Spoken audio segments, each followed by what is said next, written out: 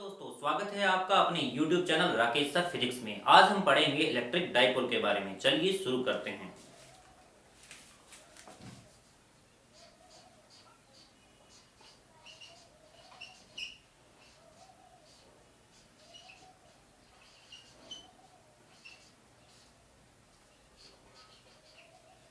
देखिए,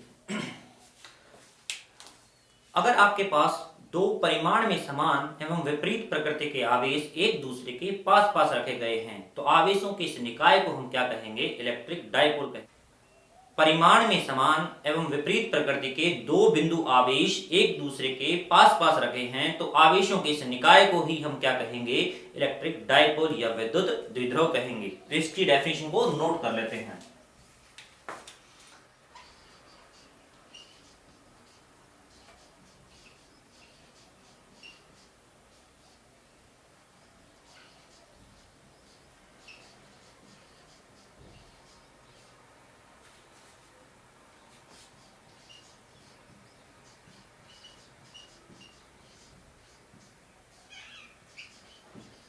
विपरीत प्रकृति के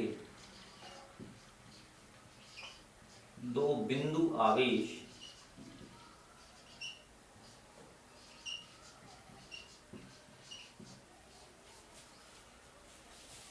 परस्पर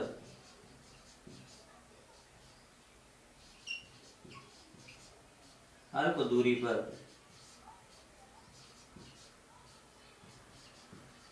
स्थित हो तो आवेशों के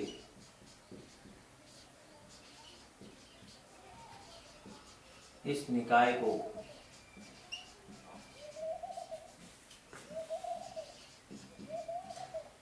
विद्युत द्विध्रुव कहते हैं।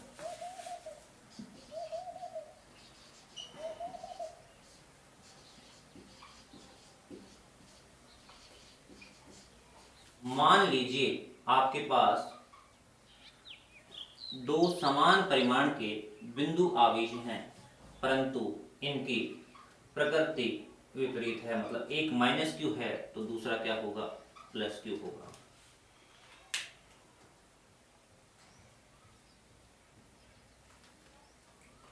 और इनके बीच अगर मैं डिस्टेंस की बात करूं तो इस डिस्टेंस को मैंने डिनोट किया है 2L से। तो आवेशों का यह निकाय विद्युत द्विध्रुव कहलाएगा। और यहां जो 2L लेंथ है उस 2L लेंथ को कहते हैं द्विध्रुव की लंबाई।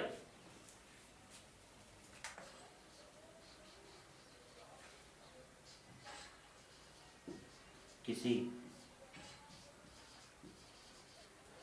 विद्युत द्विध्रुव के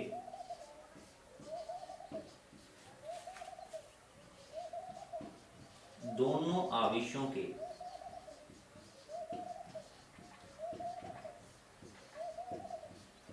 मध्य की दूरी, मध्य की दूरी को हम हमेशा 2L से रिप्रेजेंट करेंगे। मध्य की दूरी को द्विध्रुव की लंबाई कहते हैं।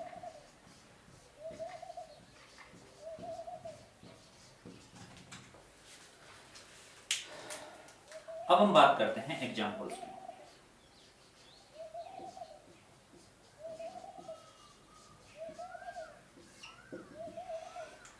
ध्रुवीय अणु जो होते हैं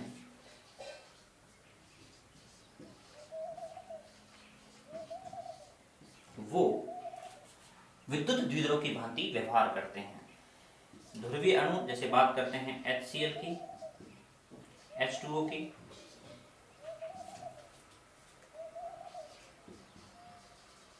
विद्युत द्विध्रुव की भांति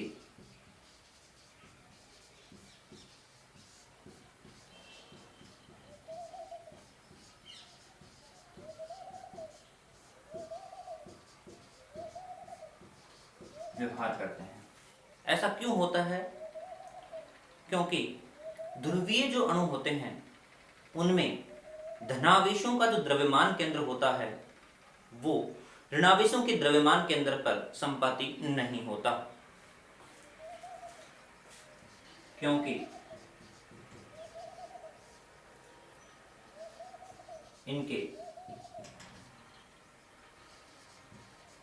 धनावेशों के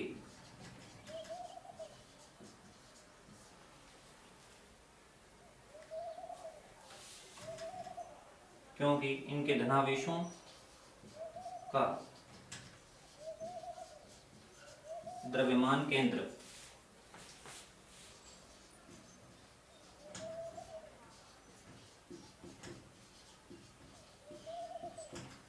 ऋणावेशों के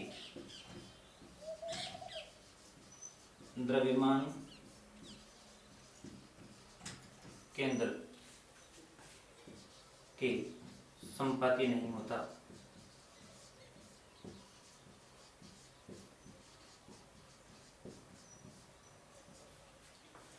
इसलिए विद्युत द्विध्रुव की भांति व्यवहार करते हैं। एग्जाम्पल समझते हैं। मान लीजिए अपने पास में HCl है।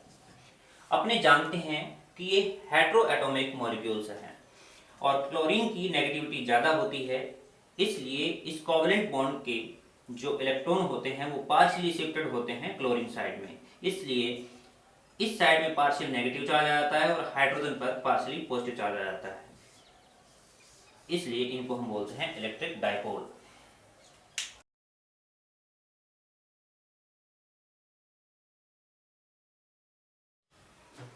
अब हम डिस्कस करेंगे द्विध्रुव आघूर्ण के बारे में।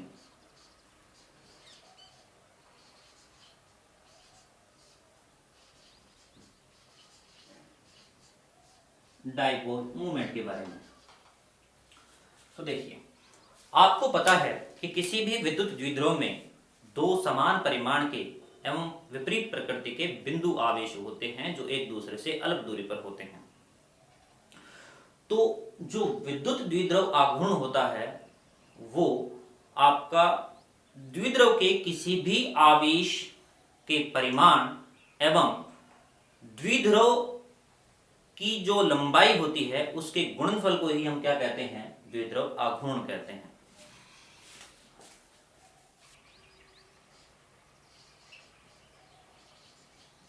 द्विध्रुव के किसी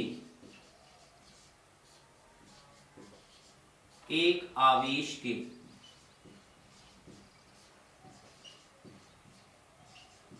परिमाण एवं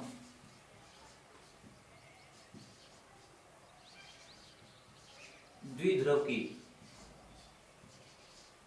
लंबाई के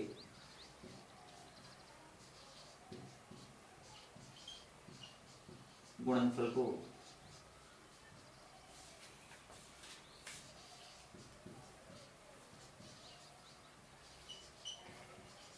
द्विध्रुव का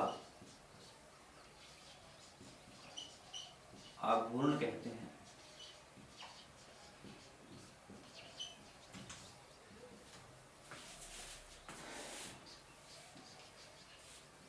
इसे P से प्रदर्शित करते हैं।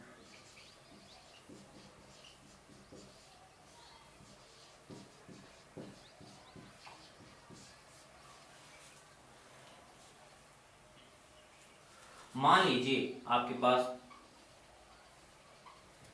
Q परिमाण के दो बिंदु आवेश हैं, परंतु उनकी प्रकृति विपरीत है।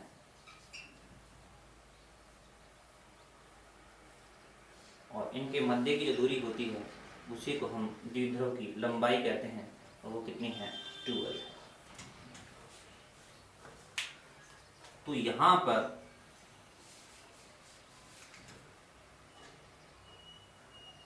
जो विद्युत द्विध्रुव आघूर्ण होगा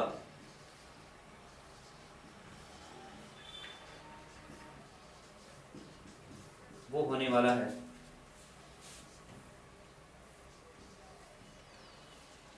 द्विध्रुव के किसी एक आवेश का परिमाण एवं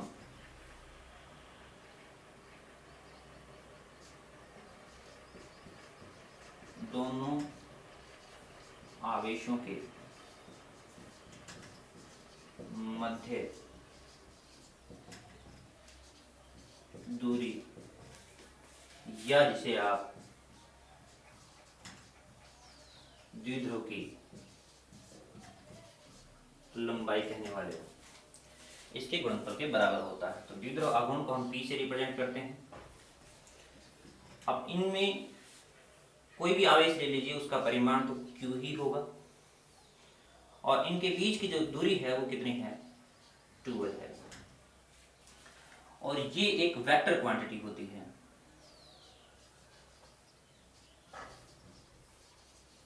द्विध्रुव आघूर्ण एक सदिश राशि होती है।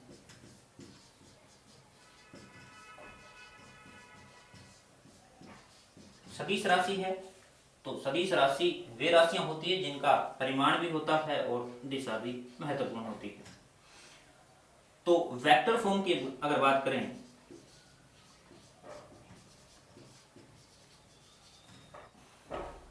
तो P की हमें डायरेक्शन चाहिएगी। तो P की जो डायरेक्शन होती है वो होती है ऋणात्मक आवेश से धनात्मक आवेश की ओर। ये होती है दिशा द्विध्रुव आघूर्ण की। तो अगर वेक्टर फॉर्म की अगर बात करें तो वेक्टर फॉर्म में फॉर्मूला क्या बन जाएगा, P vector equal to Q into 2L vector.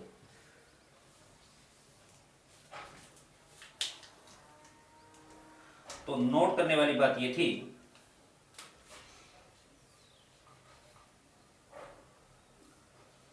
इसकी दिशा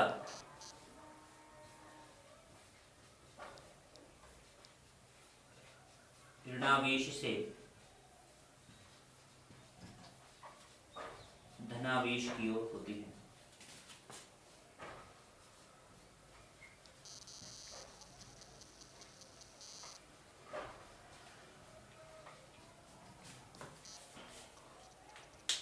अगर मैं बात करूं मात्रक की, द्विध्रुव आघूर्ण का मात्रक क्या होगा,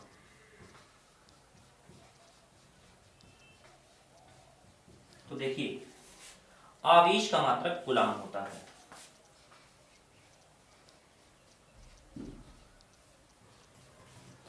और लंबाई का मात्रक मीटर होता है। तो मात्रक आ गया कूलाम इंटू मीटर। अगर बात करूं विमा की,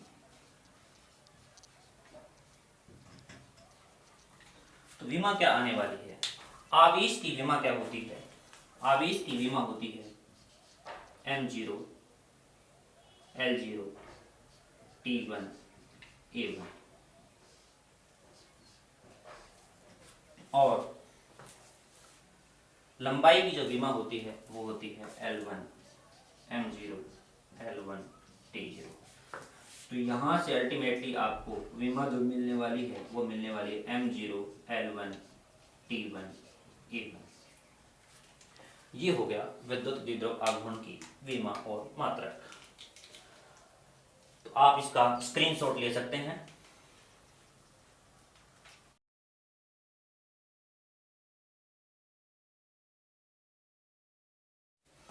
अब हम नेक्स्ट पॉइंट डिस्कस करने वाले हैं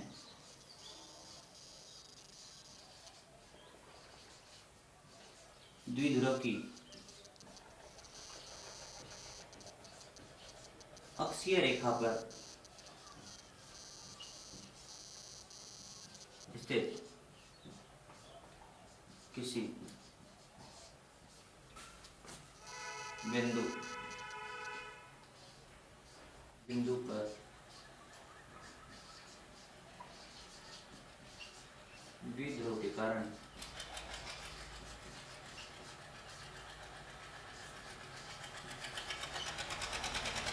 विद्युत क्षेत्र की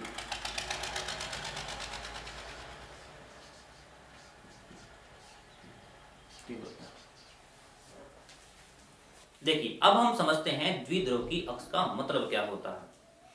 देखिए द्विध्रुव के दोनों आवेशों के द्रव्यमान केंद्रों को मिलाने वाली जो अक्ष होती है उसे हम बोलते हैं द्विध्रुव की अक्ष। तो ये रहा हमारे पास में एक द्विध्रुव,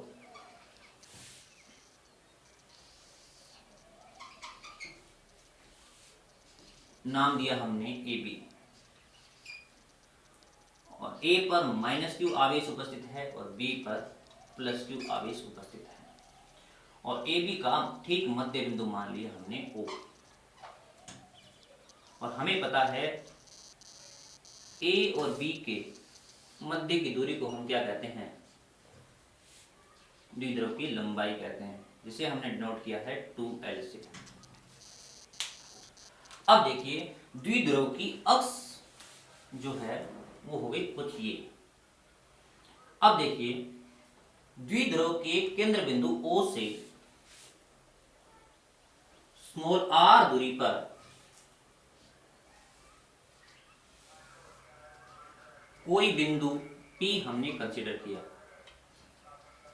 इस बिंदु P पर हमें विद्युत क्षेत्र की तीव्रता ज्ञात करनी है। ध्यान दीजिएगा द्विध्रुव के मध्य बिंदु O से अक्षीय रेखा के अनुदिश r दूरी पर कोई बिंदु P है। इस बिंदु P पर इस द्विध्रुव के कारण विद्युत क्षेत्र की तीव्रता हमें ज्ञात कर रहे हैं। तो ध्यान से समझिएगा कि बिंदु P पर हमने मान लिया एकांक धन परीक्षण आवेश रख दिया।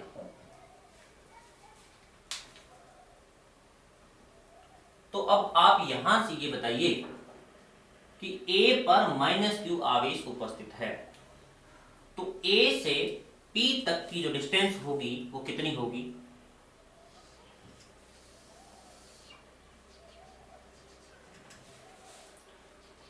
ये जो डिस्टेंस होगी ये होगी आपकी, ये r हो गई, और ये मध्य बिंदु है तो ये होगी l, मतलब ये आपको पता है l है, तो कितनी डिस्टेंस होगी r प्लस l।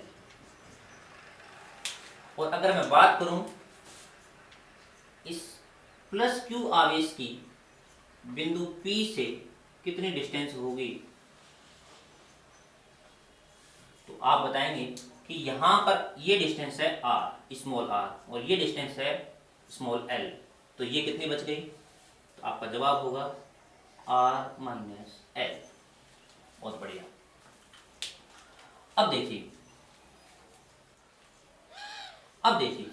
+q आवेश के कारण विद्युत क्षेत्र की तीव्रता किसी भी बिंदु पर धनावेश से दूर जाते हुए होती है।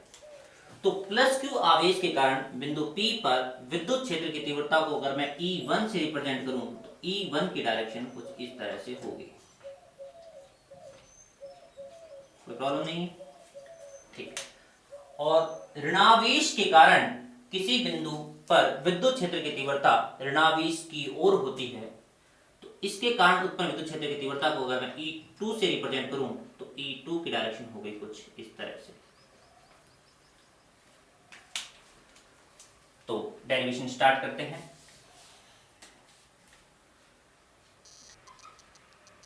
+q आवेश के कारण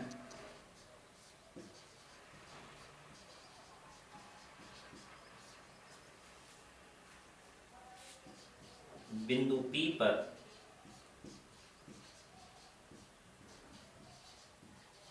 विद्युत क्षेत्र की तीव्रता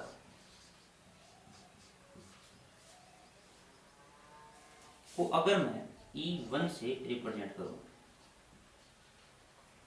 E1 वेक्टर, तो E1 वेक्टर की वैल्यू कितनी होती है, तो आपको पता है विद्युत क्षेत्र की तीव्रता का फॉर्मूला होता है KQ/R²। तो ये रहा K, आवेश कितना है Q, डिस्टेंस कितनी है, तो +q के कारण बिंदु P पर विद्युत क्षेत्र की तीव्रता की गणना करनी है, तो B से P तक की दूरी काउंट करनी है, तो B से P तक की दूरी है r - l, तो यहां हो गया r - l का स्क्वायर। अब बात करते हैं दिशा की। ये आपकी एक्स अक्ष मान ली, तो एक्स अक्ष के अनुदिश हमने इकाई सदिश कंसीडर किया आई कैप, कोई प्रॉब्लम वाली बात नहीं।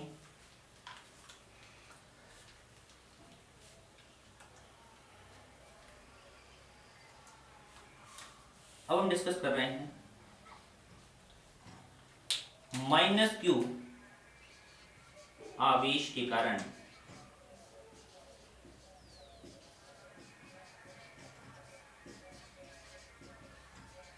बिंदु P पर विद्युत क्षेत्र की तीव्रता। तो इसको मैं रिप्रेजेंट कर रहा हूं E2 वेक्टर से, तो क्या बन जाएगा KQ अपॉन डिस्टेंस कितनी होगी माइनस क्यू की P से, तो डिस्टेंस होगी आपकी R प्लस एल, तो यहां बन जाएगा R प्लस एल का स्क्वायर। देखिए ये तो आ गया मैग्नीट्यूड। अब हम बात कर रहे हैं डायरेक्शन। तो देखिए E1 की डायरेक्शन प्लस x दिशा में है और E2 की डायरेक्शन माइनस x दिशा में है। तो E1 की जो डायरेक्शन है प्लस x दिशा को हमने आई कैप से रिप्रेजेंट किया है, तो माइनस x की दिशा को मैं माइनस आई कैप से रिप्रेजेंट कर सकता हूं। तो ये होगी समीकरण नंबर 1 और ये होगी समीकरण नंबर 2।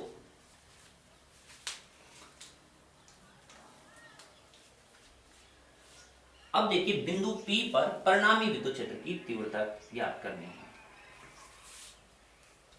तो हमारा काम आएगा यहां पर अध्यारोपण का सिद्धांत। अध्यारोपण के सिद्धांत से बिंदु P पर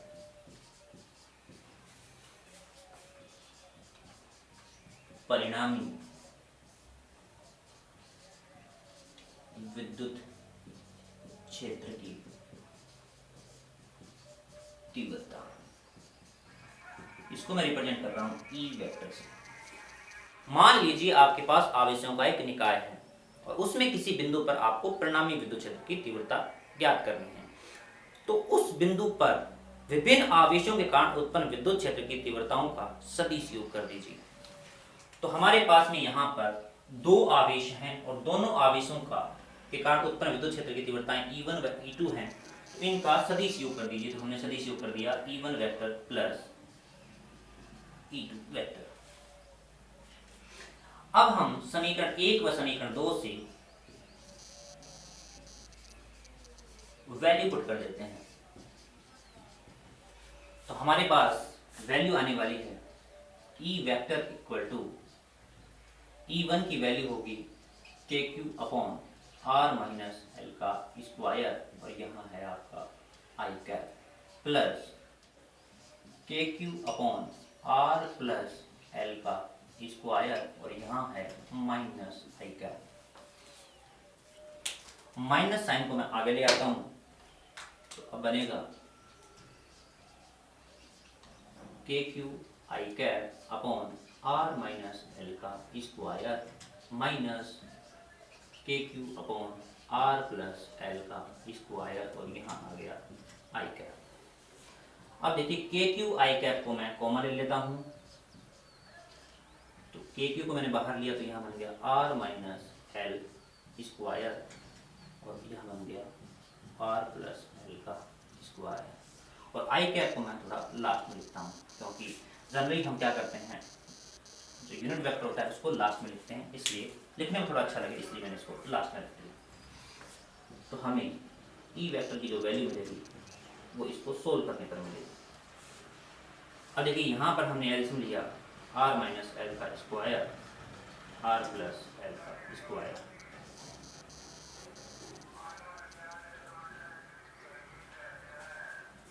तो इनका एलसीएम लिया, इसको जब सोल्व करेंगे तो यहाँ बन जाएगा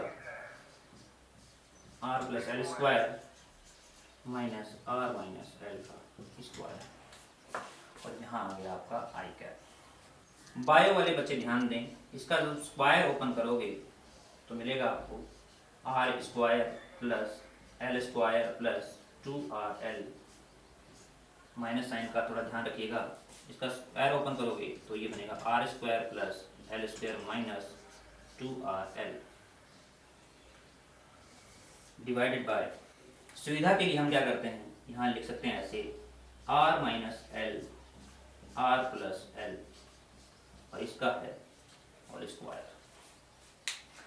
अब देखिए साइन को अंदर लेके जाइए तो मिलेगा R square plus L square plus 2RL minus R square minus L square plus 2RL divided by, bio के बच्चे इस चीज को क्लियरली जानते हैं कि a minus B into A plus B जो होता है वो होता है a square minus B square. तो यह बन जाएगा R square minus L square, और यहाँ पर इस होल स्क्वायर आ गया, और यहाँ साथ में चल रहा है आई कैप, और यहाँ भी साथ में था आई कैप। ठीक है, अब इसको हम सोल्व करते हैं तो देखिएगा R स्क्वायर से R स्क्वायर बर्बाद हो गया, L स्क्वायर से L स्क्वायर तबाह हो गया, तो आपके पास यहाँ जो बचेगा वो होगा E vector equal to KQ 2RL plus 2RL 4RL into I cap divided by R square minus L square का और स्क्वायर। अब देखिए इसको आगे सोल्व करते हैं, तो इसको मैं यूं लिख सकता हूं E vector equal to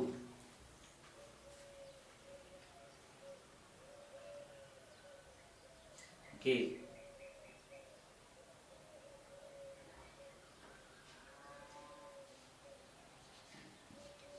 Q into 2L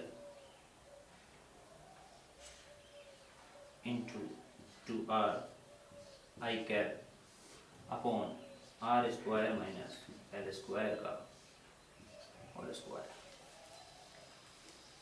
क्या हम इसको ऐसा नोट कर सकते हैं, ध्यान से देखिए 4RL को मैंने लिखा 2R इंटू 2L, देखिए 2R इंटू 2L,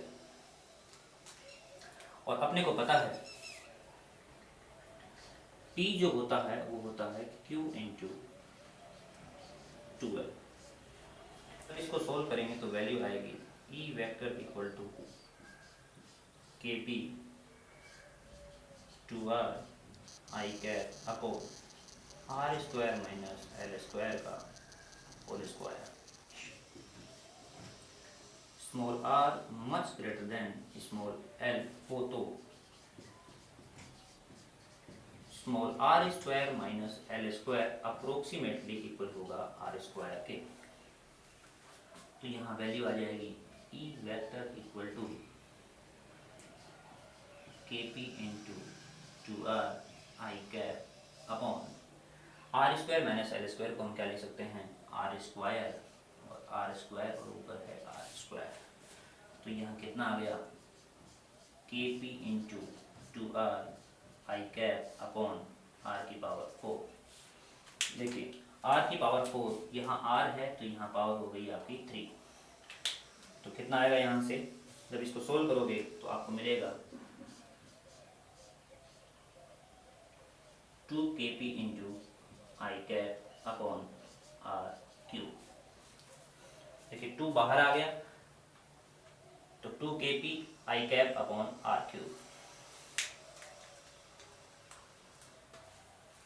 तो एक चीज यहां से क्लियर हो रही है कि जो E वेक्टर जो आने वाला है वो कितना होगा 2K अपॉन R क्यूब। ध्यान से समझिएगा P जो है वो द्विध्रुव आघूर्ण का परिमाण है। आई कैप क्या है, देखिए आई कैप यहाँ पर x अक्ष के अनुदिश इकाई सदिश है, और आपको पता है द्विध्रुव आघूर्ण की जो दिशा होती है वो माइनस आवेश से प्लस आवेश की होती है। तो ये हो गई आपकी द्विध्रुव आघूर्ण की दिशा। तो इसको मैं P वेक्टर से रिप्रेजेंट करता हूँ, तो इसकी डायरेक्शन क्या होगी, तो आप इस डायरेक्शन को बोल सकते हो A से B के अनुदिश। A से B की ओर जो होगी दिशा उसको हम प्लस एक्स दिशा बोलते हैं, और प्लस एक्स दिशा के लिए हमने आई कैप यूज किया है। तो क्या हम ऐसा कह सकते हैं कि जो p वेक्टर होता है उसको हम ऐसा ले सकते हैं, सदिश का परिमाण इनटू इकाई सदिश। तो यहां पर हमारा बनने वाला है 2kp वेक्टर। तो एक चीज यहां से क्लियर हो गई कि ई वेक्टर की दिशा वही दिशा होगी जो पी वेक्टर की होगी। तो पी वेक्टर की दिशा है ए से बी की ओर, ऋणावेश से धनावेश की ओर। तो अल्टीमेटली जो परिणामी विद्युत क्षेत्र की जो तीव्रता आई है बिंदु पी पर, वो दिशा है आपकी आई कैप की दिशा, मतलब प्लस एक्स की दिशा, जिसे आप बोलोगे ए बी के अनुदिश। ये हो गया हमारा अक्षीय रेखा पर विद्युत क्षेत्र की तीव्रता का व्यंजक।